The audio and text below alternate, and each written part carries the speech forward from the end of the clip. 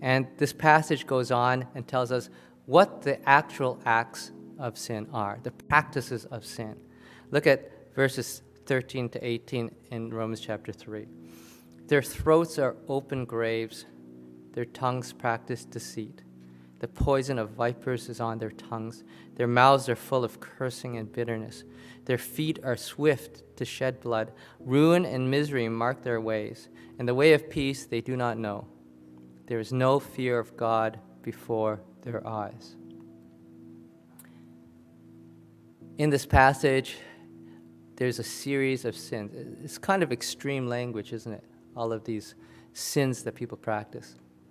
But Paul categorizes them in three ways. And each of these ways, he poetically assigns a part of the body.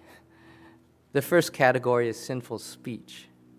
He talks about throats that are open graves, tongues that practice deceit, lips that are full of poison, mouths that are full of cursing.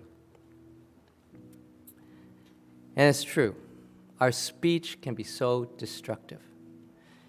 You know, when we're kids, sometimes we say the rhyme, sticks and stones may break our bones, but words will never hurt us.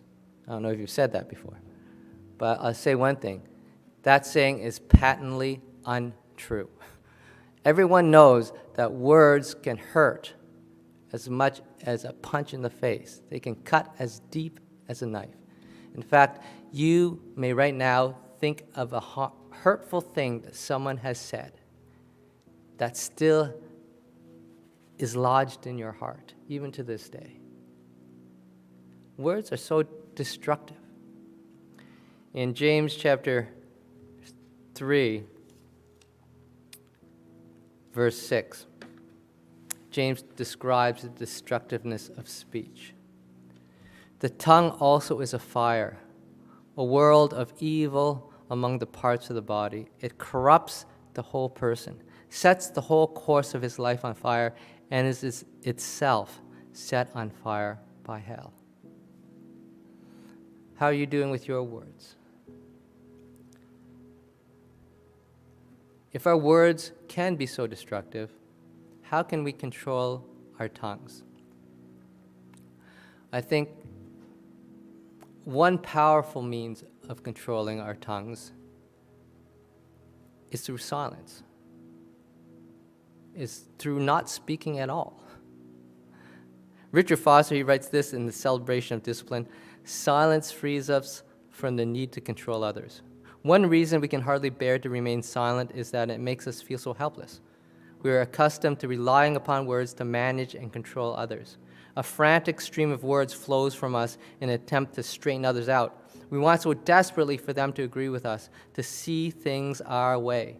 We evaluate people, judge people, condemn people. We devour people with our words. Silence is one of the deepest disciplines of the Spirit, simply because it puts the stopper on that.